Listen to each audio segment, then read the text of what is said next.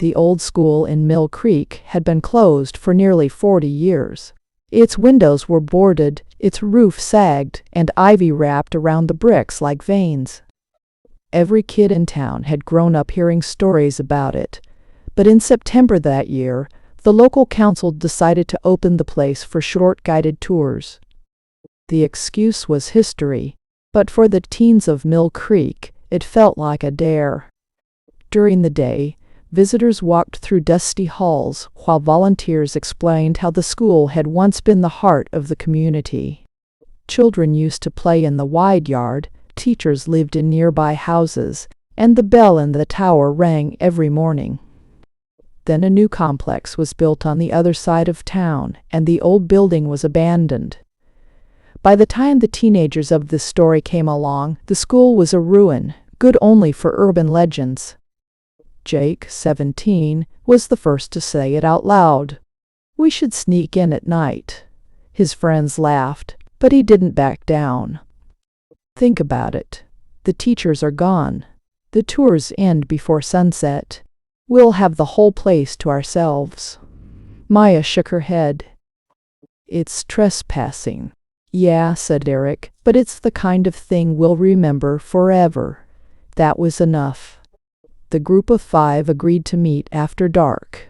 They didn't tell their parents. They carried flashlights and backpacks with snacks.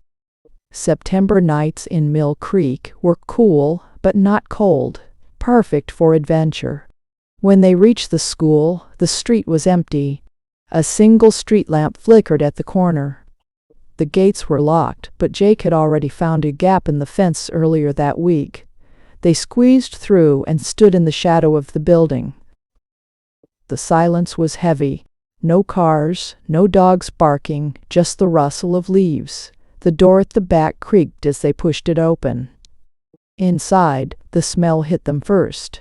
Damp wood, dust, and something faintly sour, like old paper left in the rain.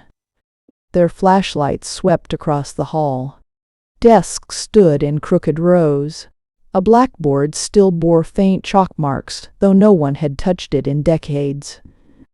The air felt colder than outside, almost like the walls held on to a different season. "Creepy," whispered Maya. They laughed to cover their nerves and started exploring. The stairs groaned under their steps. In the science room, broken glass glittered on the floor. In the gym, a rope still hung from the ceiling, swaying as if it had just been used. Then they heard it. At first it was faint, like a radio far away. A child's laugh, quick and high. The group froze. "You heard that, right?" Eric whispered. Before anyone answered, more sounds followed. Running feet, the patter of sneakers on wood. But the halls were empty. Maya clutched her flashlight tighter. "No way, no one's here. They locked this place after the tours." Jake tried to sound brave, probably an echo. Or maybe someone else snuck in. They pressed on, their lights trembling on the peeling walls. The sounds came and went, sometimes close, sometimes distant. A giggle from upstairs, a door creaking on its own. Each time, the group argued whether to turn back. Each time, Jake pushed them forward. On the second floor, they found a classroom with desks scattered like the students had left in a hurry. A teacher's chair faced the board. On it sat a book, thick and covered in dust. Eric picked it up. "Looks like a register, attendance or something." The leather cracked as he opened it. The pages were yellow, filled with columns of names written in neat cursive. The entries stopped decades ago, but near the back, fresh ink bled across the paper. The 5 teens leaned in. The first name on the page was Jake's. Next to it, in the column marked Status, someone had written 2 words in dark ink, "Absent forever."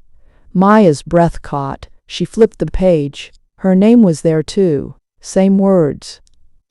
One by one they found their names, each marked the same way. The handwriting was careful, steady, and recent. The room felt colder. The sound of footsteps echoed again, this time directly outside the door. The footsteps paused outside the classroom. The group held their breath. Jake motioned for silence, his hand trembling slightly. The door handle rattled, then went still. After a moment, the sound of children's voices rose in the hallway. Laughter, whispering, a chant too soft to make out. Eric shut the register and dropped it on the desk. "We need to go, now." They hurried into the hall, their flashlights slicing through the dark. The voices faded, then returned behind them, always just a step away. When they reached the stairs, the wooden boards groaned under their weight. Halfway down, the sound of running feet thundered above, like dozens of children racing from classroom to classroom. Maya nearly slipped in her panic. Jake caught her arm. "Keep moving." The ground floor was worse. Doors that had been open now stood closed. A locker banged shut on its own. The faint sound of a school bell rang, even though the tower had been silent for decades. They rushed toward the exit, but when Jake pulled on the back door, it didn't budge. Eric shoved his shoulder against it, but the frame held tight. Behind them, the chant grew clearer. It was in unison, like a class reciting together. Names called, voices responding, then silence after each one. Jake, Maya, Eric. Their names echoed in the dark. The group bolted down another hall. Windows were nailed shut, glass too clouded to see outside. Their flashlights flickered. Shadows stretched long, even when no one was near them. They reached the gym. The rope still swayed, though the air was dead still. Beneath it, the wooden floor creaked as though someone heavy walked in circles.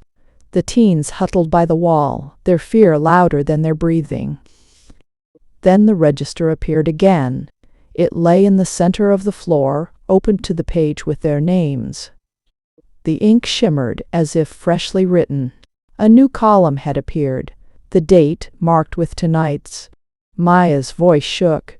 "This isn't possible. Someone's playing with us." Before anyone could answer, the rope snapped downward as if grabbed. Dust showered from the rafters. The gym filled with the sound of children's laughter, but twisted, layered, too loud to come from human throats. Jake forced himself forward, grabbed the register, and slammed it shut. The sound stopped. The rope stilled. For a moment, the silence returned, heavier than before.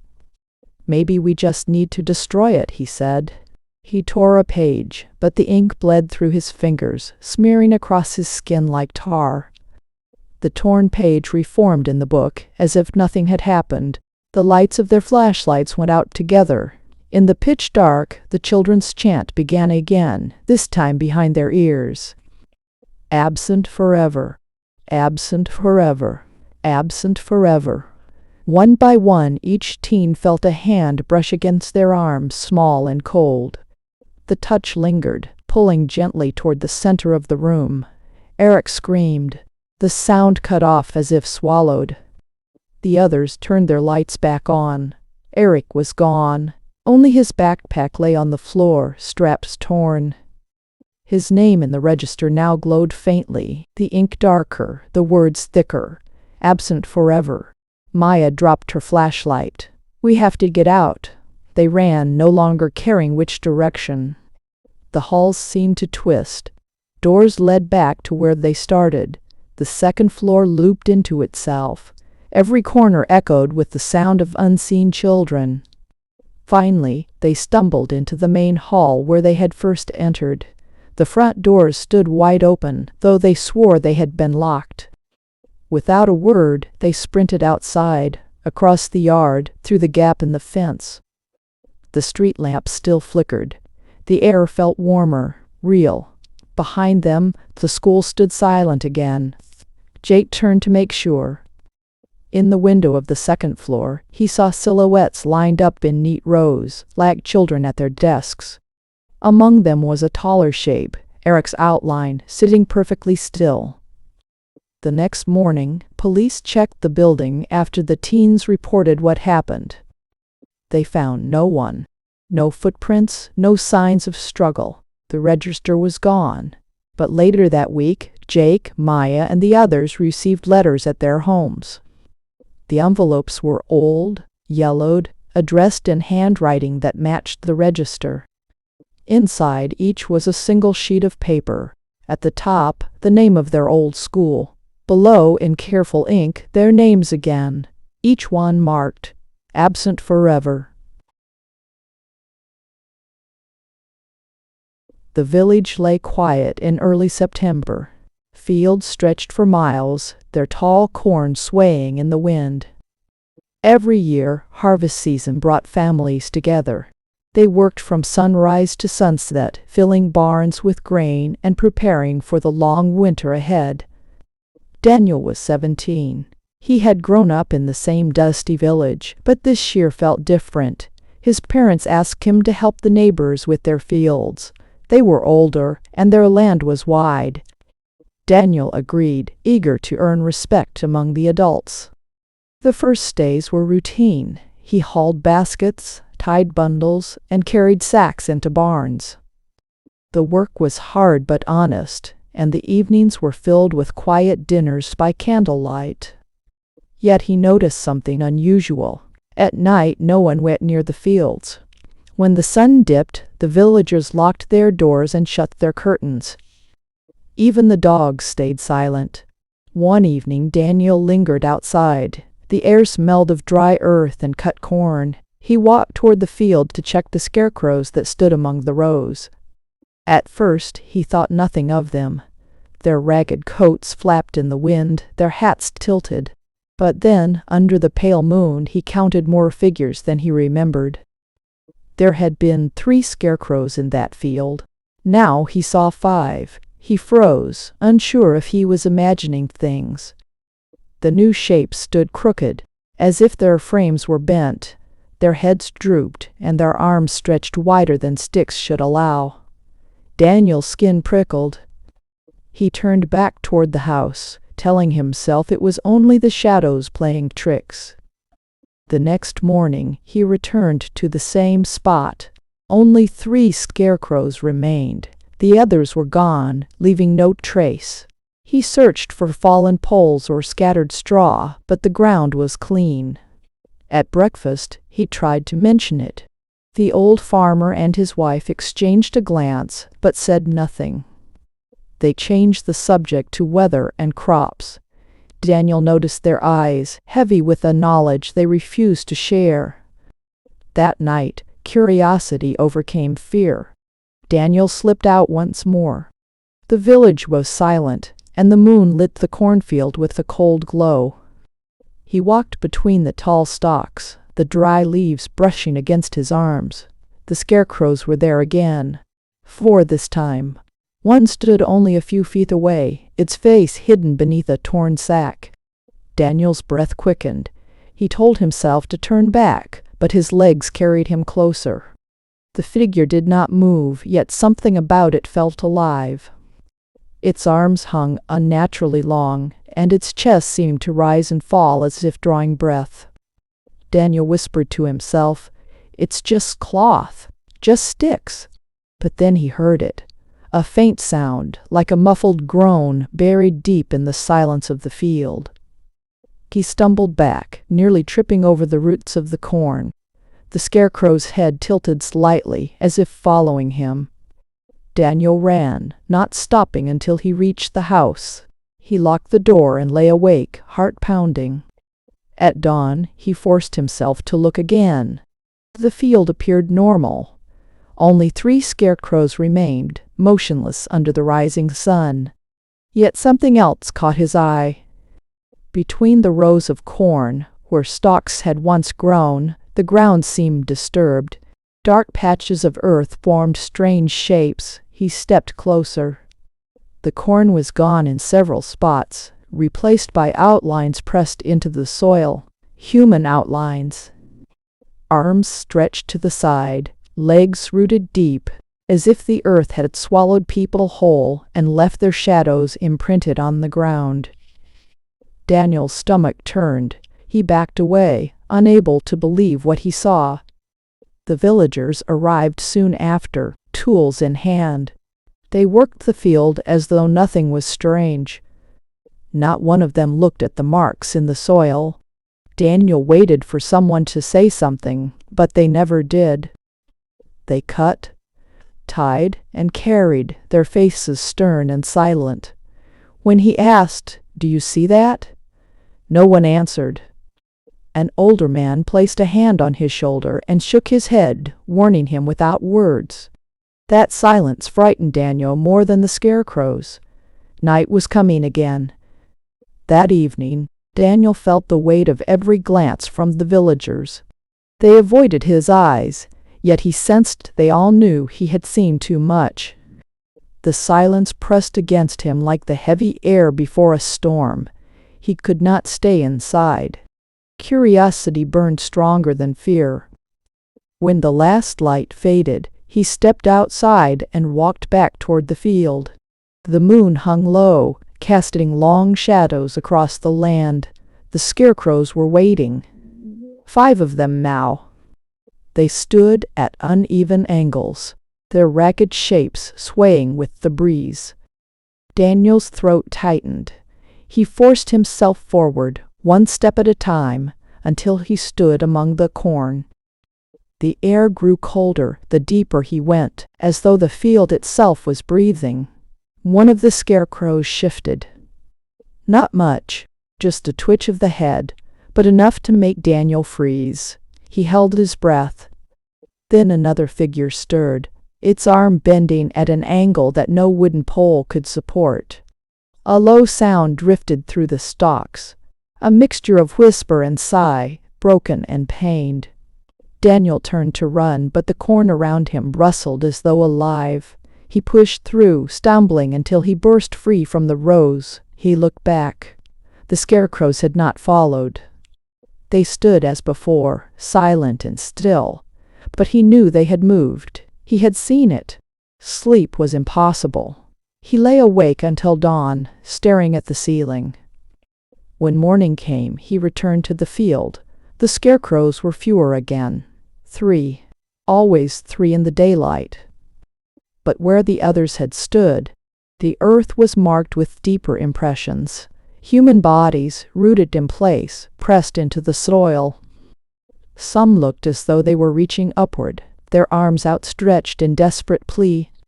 Daniel asked the farmer directly, "What is happening here? Who are they?" The old man's hands trembled as he gripped his cup of coffee.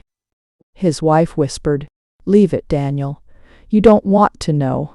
But Daniel did want to know. He couldn't unsee the figures in the earth or the way the scarecrows seemed to breathe at night. That night, he made his choice. He would go back, not just to look, but to uncover the truth. He waited until the village was quiet, then carried a lantern into the field. The flame flickered in the wind, casting long, shaking shadows. The scarecrows were closer this time. 4 of them, arranged in a line as though blocking his path. Their faces were nothing but sacks, yet he felt their eyes behind the fabric. Watching, Daniel stepped forward. His hand shook, but he forced himself to reach out. He touched the sleeve of the nearest figure. The cloth was damp, warm. He yanked the sack from its head. What he saw beneath made him stumble back, the lantern nearly falling from his grip. It wasn't straw. It wasn't wood. A pale face stared at him, skin stretched tight, lips cracked and dry. The eyes fluttered open, cloudy and lifeless, yet somehow aware.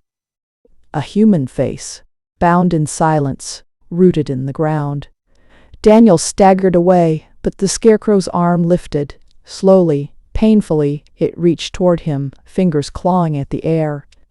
The others began to stir, their heads turned, their arms rising. A chorus of faint moans echoed across the field. Daniel ran, crashing through the corn until he reached the dirt road. His chest burned with every breath. He didn't stop until he saw the lights of the village. He pounded on the farmer's door, shouting what he had seen. The old man pulled him inside, his face pale with fear. "You should never have touched them," he whispered. "Now they know you." The truth came out in broken fragments. Every September, during harvest, some people disappeared. Travelers, strangers, sometimes even villagers who strayed too far into the fields at night. No one spoke of it, but everyone knew. The scarecrows were not protectors of the crops, they were prisoners of the earth, bound, fed to the soil so the harvest would thrive. Daniel could hardly breathe. "And you all accept this?" he asked. The farmer lowered his eyes. "Without the harvest, we do not survive. The fields demand their due." Daniel left before sunrise. He could not stay. Not in a village that sacrificed its silence for survival. As he walked away, he glanced back one last time. The scarecrows were gone from the field, but in the distance, near the edge of the road, a single figure stood, sack still tied over its head. Its body tilted as if following him. Daniel quickened his pace, the image burning in his mind. Every September, the harvest came. And every September, the fields took something in return. It was the last week of September when I found myself driving along an empty stretch of highway, the kind that seemed to stretch on forever. The light was fading, and the fields on either side of the road were already sinking into darkness. I had been behind the wheel for hours, my eyelids heavy, when I spotted the glowing sign of a roadside motel. The neon flickered unevenly, but the word vacancy pulsed bright enough to draw me in. The parking lot was nearly empty.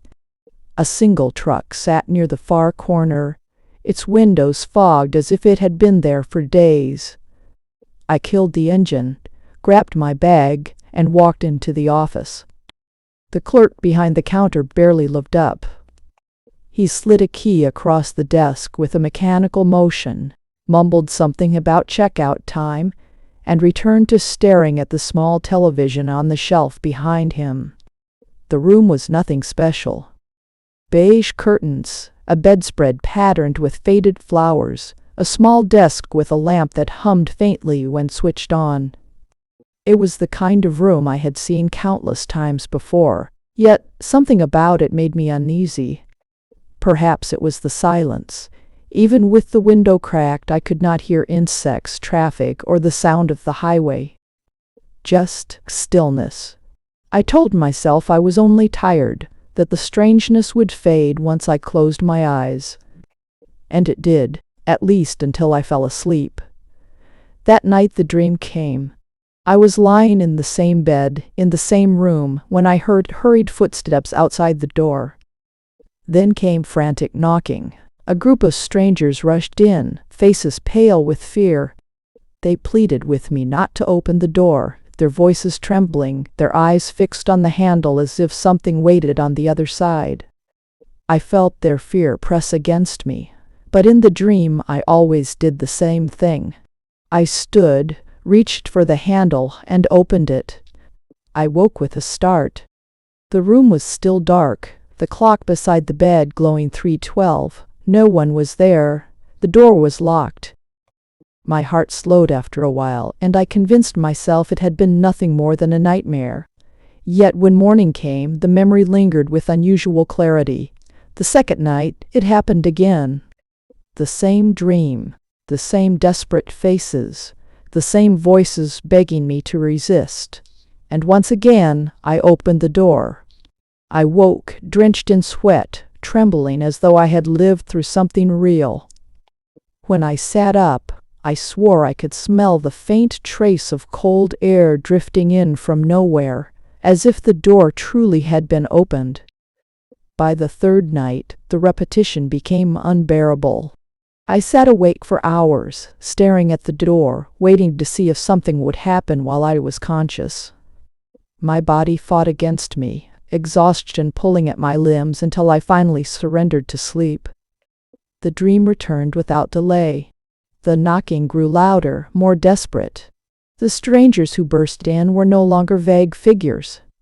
I could see their faces clearly, worn and frightened, as if they had been trapped in this nightmare long before I arrived. They cried out, begged me, clutched at my arms. But even with their hands holding me back, I still moved toward the door. Something stronger than reason guided me. My hand closed around the handle, and once again I opened it. I jolted awake. The clock read 2:47. The room was silent, but I could still hear echoes of their voices in my head. My stomach twisted with unease. The following morning I asked the clerk if anyone else had complained of strange dreams. He barely reacted, only shrugging and muttering that people often came through exhausted from the road. When I'd pressed him, he met my eyes for the first time. His gaze was strangely flat, and he said, "Dreams are only dreams, sir." Then he turned back to his television as though the conversation had never happened. I should have left then.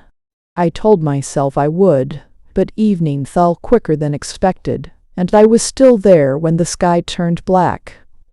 A dull rain began to fall, tapping softly against the window. I sat on the bed, gripping the edges of the mattress, trying to resist the sleep pulling me down. I kept the lamp on, as if the light might shield me. It made no difference. The dream returned, heavier and more vivid than before. The knocking began earlier, the pounding echoing like thunder through the thin walls. The group that rushed into the room looked broken, their clothes torn, their eyes wide with terror. They cried out in unison, their voices rising higher, "Do not open it." I could feel their desperation sink into my bones, yet my body betrayed me. Step by step, I walked to the door. My hand reached out. I opened it. I awoke with a scream lodged in my throat. The room was dark, the rain outside still falling. But this time the sound of knocking did not fade when I opened my eyes. It was there, real, steady, pounding at the door. The sound froze me in place. It was not the muffled echo of a dream. It was sharp, heavy, and deliberate, rattling the door in its frame. My breath caught in my chest. I waited for it to stop, but it only grew louder, faster, as if whoever was outside knew I was awake. I whispered to myself that it was only another guest, maybe drunk, maybe confused about the room number. Yet when I looked around, I remembered the parking lot had been empty. No cars had arrived, no footsteps had passed my window. The motel was still, except for the pounding. I sat up and forced myself to speak. "Who's there?" My voice cracked. No answer came, only the relentless knocking, steady and cruel. The air in the room grew colder. I could see my breath drifting faintly in front of me. My skin prickled with the memory of the dream. The faces of those strangers flashed in my mind, their voices begging me not to open the door. For the first time, I believed them. I backed away from the door, keeping my eyes fixed on the handle. It shook lightly with each strike, as if something on the other side was testing it. I thought of running into the night, but fear rooted me where I stood. My bag sat by the desk, untouched since I arrived, yet it felt distant and unreachable. Then the handle began to turn. I gasped and pressed myself against the far wall. The lock held, but the sound of metal scraping against metal told me it would not last. My heart pounded so hard it hurt. I remembered the dream again, the inevitability of it, how no matter how much I resisted, I always walked forward and opened the door. The knocking stopped. The silence was worse. For a moment I thought maybe it had ended. I almost convinced myself I had imagined it, that exhaustion was playing tricks on me. Then a voice came, low and close, speaking from the other side. "Let me in." It was not a plea, it was a command. The words crawled into my mind and settled there, heavy and irresistible. My legs moved without permission. My feet dragged across the carpet. My body trembled, yet I could not stop. Every step felt like repeating the dream, every inch pulling me closer to the handle. I thought of the strangers. Their hands had grabbed my arms, their voices had screamed warnings, but I had ignored them. I saw their faces again, clearer now. They were not nameless shadows. They were tired travelers like me, people who had once stayed in this room. Their fear had not been imagined. They had tried to stop me, to stop themselves, and they had failed. My hand reached out. The cold metal of the handle stung my skin. The voice whispered again, softer this time, "You know you will." I closed my eyes. I thought of running, of fighting, of breaking free. But the force that pulled me was stronger. My hand twisted. The lock clicked. The door opened. Cold air swept into the room, sharp and bitter, carrying with it a smell I could not name. The hallway beyond was gone. There was only darkness, vast and endless, swallowing the frame where the door had once been. Shapes moved within it, shifting like smoke, stretching thin and then thick again, as if the dark itself was alive. I stumbled backward, but it was too late. Something reached through. Not a hand, not anything human, but a presence that clung to me, wrapping around my chest, pressing into my thoughts. My mind filled with the echoes of all the voices from the dreams. They screamed, they cried, they begged again, "Do not open it." I understood now. It was never me alone. Each traveler who came here had dreamed the same dream, faced the same door, and given in. The strangers were fragments of those before me, forever trapped in warning, forever too late. The presence pulled harder. My body was dragged toward the open void. I clawed at the bed, the desk, the walls, but my strength crumbled like paper. I felt myself slipping, felt the floor vanish beneath me, and then everything stopped. I was lying in the bed again, the lamp still glowing dimly. The curtains hung still, the rain tapping softly outside. My chest heaved as if I had run miles. The clock on the nightstand showed 3. The door was closed. The lock was in place. For a moment I believed I had woken. But the silence pressed in thicker than before. The air was colder. The smell of the darkness still lingered. And then I noticed the detail that shattered everything. The key to the room, the one I had left on the desk, was gone. My eyes turned to the door. Slowly, almost lazily, the handle began to move, though no one knocked this time. I wanted to scream, to run, to break through the window, but my body did not respond. My arms stayed limp at my sides, my legs heavy as stone. The inevitability of it weighed on me. The dream had only been practice, a rehearsal for this moment. The handle turned fully. The door creaked open. The last thing I saw was the dark spilling inside, filling every corner, swallowing the walls, the ceiling, the floor, until the room itself was gone. And then, nothing.